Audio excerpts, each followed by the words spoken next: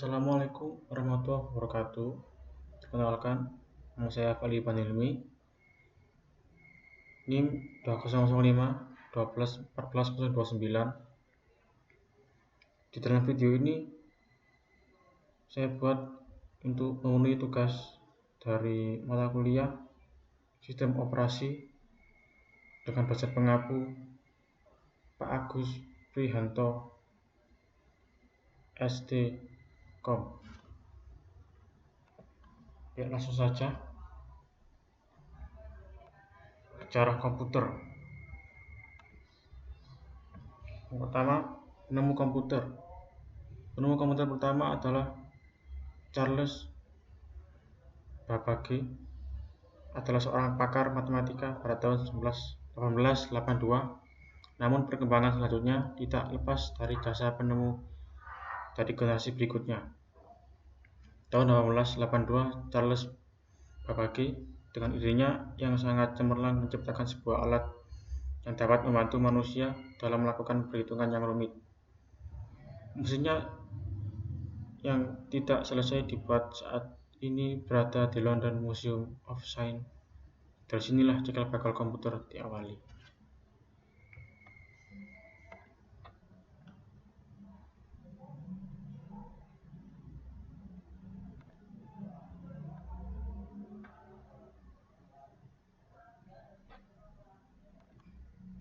Perkembangan dan sejarah komputer. Komputer merupakan perangkat yang saat ini banyak dipakai dalam kehidupan sehari-hari. Dengan adanya perangkat komputer bisa digunakan untuk membantu aktivitas dari manusia sehingga memudahkan semua pekerjaan. Cara komputer pun terus berkembang setiap waktu hingga sampai kita rasakan sekarang ini. Hal ini memang telah terbukti dengan digunakannya komputer apalagi di setiap kehidupan pada zaman sekarang. Tidak dapat dipungkiri, memang manusia sekarang akan lebih cenderung bergantung terhadap komputer di setiap kegiatannya. Akan tetapi, proses perkembangan dari komputer tidak serta-merta canggih karena ada tahapannya. Komputer sekarang memang telah jauh berbeda dengan komputer terdahulu, mulai dari segi bentuk, kinerjanya, hingga komponen-komponen yang dipakainya. Sebab komputer terdahulu memiliki ukuran yang bisa menghabiskan satu ruangan. Berikut ini akan kita rangkum sejarah perkembangan komputer dari generasi ke generasi.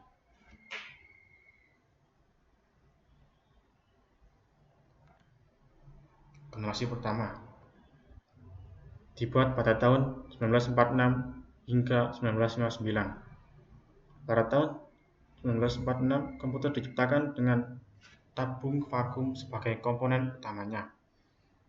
Berat komputer hampir 30 ton, tapi hal ini sangat tidak efisien karena membutuhkan daya listrik yang sangat besar serta panas yang berlebih. Generasi pertama ini masih menggunakan bahasa mesin yang hanya bisa dimengerti oleh komputer itu sendiri.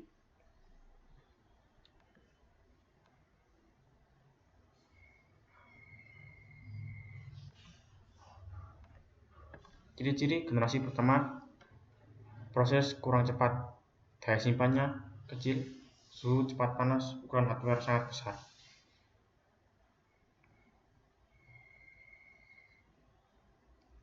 Bentuk program pada generasi pertama adalah ENIAC yang memiliki ukuran yang sangat besar. Pada peletakan program ini saja memerlukan ruang seluas 500 meter kubik. ENIAC ini juga menggunakan 75.000 relay dan saklar 18.000 tabung, 10.000 resistor, dan 10.000 kapasitor. Saat ini memulai pengoperasian, ENIAC membutuhkan daya listrik yang sangat besar, yaitu sekitar 140 kW. Untuk bahasa yang digunakan pada komputer generasi pertama ini adalah bahasa mesin. Bahasa ini menjadi bahasa pemrograman yang sangat dasar, dan bahasa ini hanya dimengerti oleh komputer itu sendiri. Dana yang diperlukan untuk membuat perangkat tersebut mencapai $1 juta.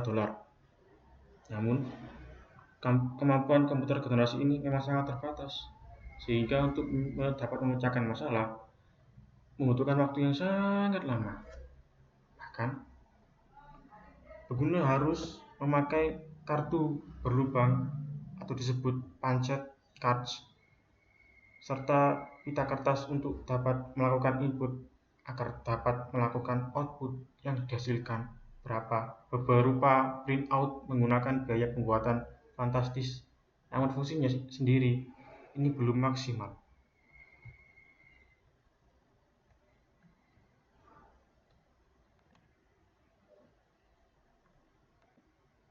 Generasi kedua.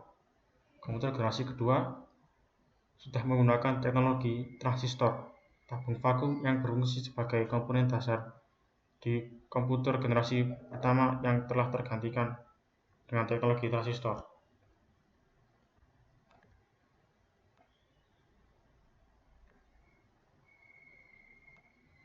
Komputer generasi kedua ini dibuat pada tahun 1969 hingga 1965. Komponen transistor ini dinilai jauh lebih efisien jika dibandingkan dengan tabung vakum.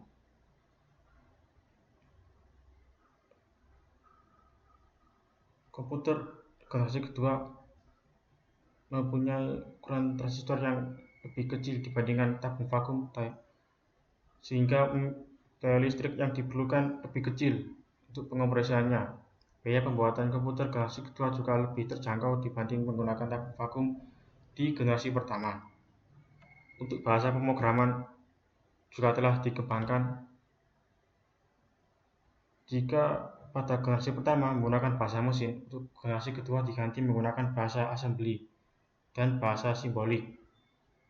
Dengan menggunakan bahasa pemrograman tersebut, programmer dapat memberikan instruksi dengan kata-kata. Dengan ukuran yang lebih kecil dari komputer generasi pertama, banyak digunakan di beberapa instalasi seperti universitas, perusahaan, hingga pemerintah. Mestinya yang pertama kali menggunakan teknologi ini ialah superkomputer. IBM juga telah membuat komputer dengan nama Spirent dan Stage, serta menjadikan komputer dengan nama Lark. Komputer ini dikembangkan di laboratorium menggunakan energi atom, dapat mengatasi berbagai data di mana kemampuan ini diperlukan oleh peneliti atom.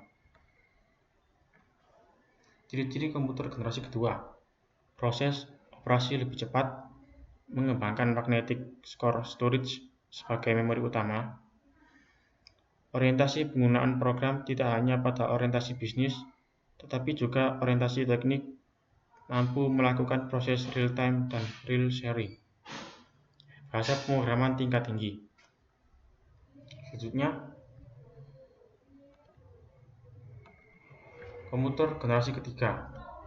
Komputer generasi ketiga ini dibuat pada tahun 1965 dan sampai 1971. Komputer generasi ketiga ini dibuat menggunakan teknologi Integrated Circuit atau ICS. Teknologi ini menggeser fungsi transistor sebagai komponen dasar komputer, namun transistor masih tetap digunakan, tetapi ukurannya lebih diperkecil.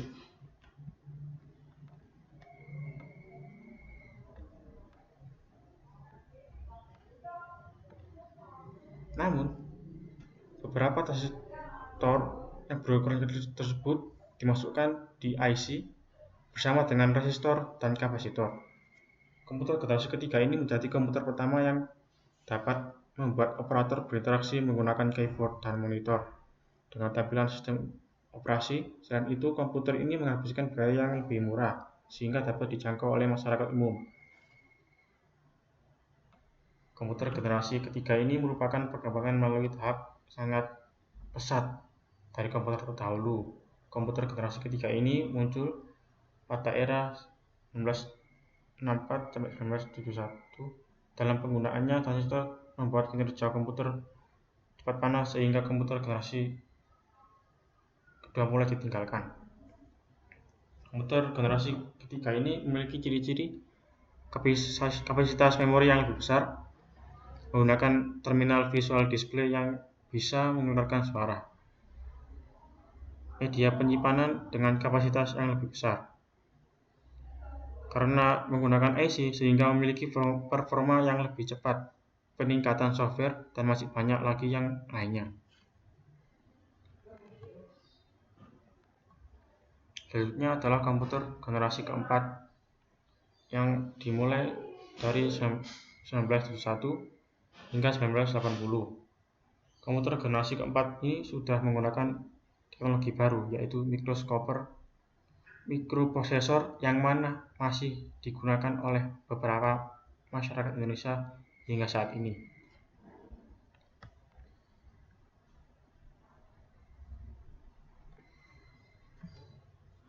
Komputer generasi keempat ini memiliki chip mikroprosesor, yaitu ribuan transistor dan beberapa macam elemen sirkuit yang mana saling terhubung menjadi satu. Intel menjadi sebuah perusahaan yang paling berpengaruh terhadap perkembangan chip mikroprosesor karena mereka berhasil menciptakan Intel 4004 yang menggunakan cikal bakal perkembangan komputer. Perusahaan dari Intel berhasil menggantikan perangkat komputer yang memiliki ukuran yang besar sehingga menghabiskan satu ruangan menjadi yang sangat kecil sehingga membuatnya menjadi lebih efisien. Pada tahun 1971, IBM menciptakan komputer yang didesain khusus untuk kalangan rumahan, sedangkan Apple mempublikasikan Macintosh pertama kali pada tahun 1984. Sebuah sistem operasi untuk dapat dijalankan dari perangkat komputer. Banyak sekali kemajuan pesat yang terjadi pada generasi keempat ini seperti diciptakannya mouse, graphical user interface, atau GUI, hingga komputer jinjing yang disebut sebagai laptop. Prosesor atau yang disebut CPU selalu mengalami perkembangan dari waktu ke waktu hingga sekarang. Ciri-ciri komputer generasi keempat yaitu sudah menggunakan LSI atau Large Scale Integration, komputer mikro dengan menggunakan mikroprosesor dan semikonduktor yang berbentuk chip untuk memori komputer.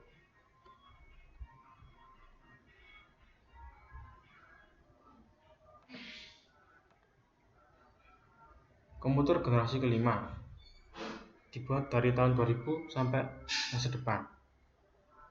Komputer generasi kelima ini sudah menggunakan teknologi yang bernama AI.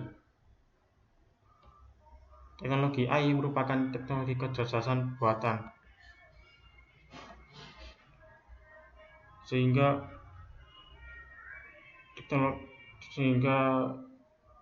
Anda dapat menginput bahasa yang digunakan sehari-hari, menyesuaikan keadaan, dan mempelajari lingkungan sekitar. AI atau Artificial Intelligence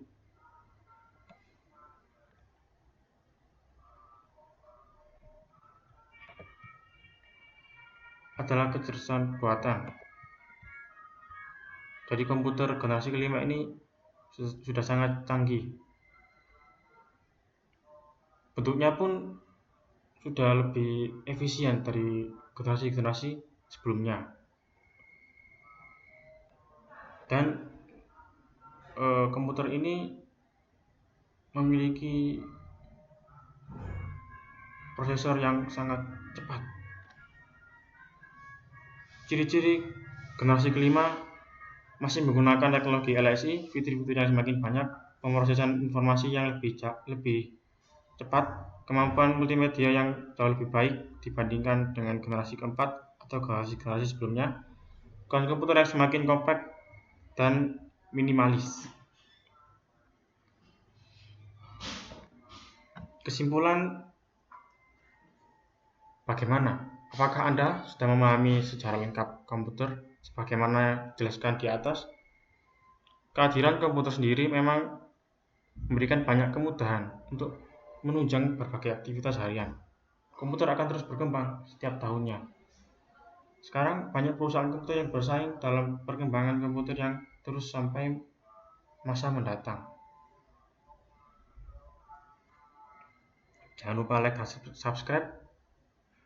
Sekian dari saya. Assalamualaikum warahmatullahi wabarakatuh. Terima kasih.